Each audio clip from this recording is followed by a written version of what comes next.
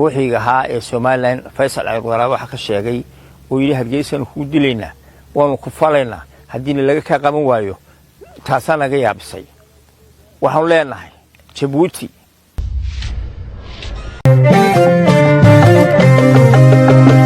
la hashada kalgacalka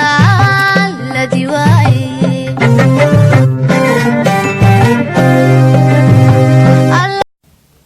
بسم الله الرحمن الرحيم اللهم صل على سيدنا مولانا محمد صباح ولا سنه ساك waxaan ka hadlayaa wax shalay ummadoo dhan ka fajiciyay oo hadaan Soomaaliland nahay aan la yaabnay ninka safiirka ee Djibouti u fadhiya safir ku sheega oo gudoomiyihii ruuxiga ahaa ee Soomaaliland Faisal Cayqora waxa ka sheegay oo yiri hargeysan ku dilayna waan ku falayna hadii laga ka qaban waayo taasana naga yaabisay waxaan leenahay Djibouti annagu Faisal waxa uu sheegay waan la soconaa waa runtii Djibouti waa cadawga koobaad waxa weeyaan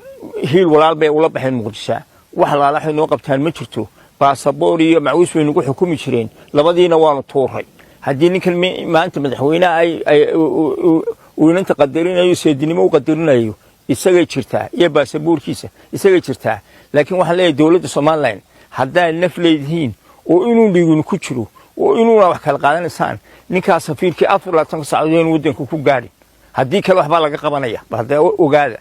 waxba laga qabanaya ninkaas hanjabaadu shalay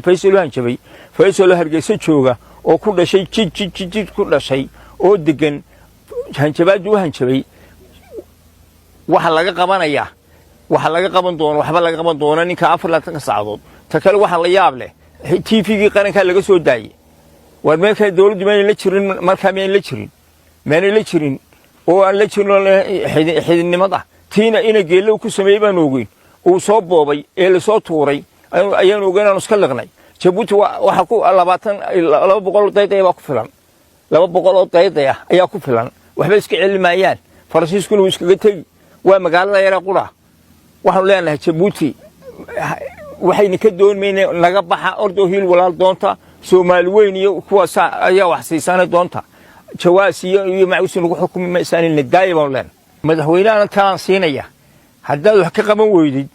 oo ninka wax ka qaban weydid laba waxyaabood baa loo qaadanaya nin baasaboorka ilaashanaya iyo nin xididnimadu jiidanayso labadaas uma lagu qaadanayo waana dhab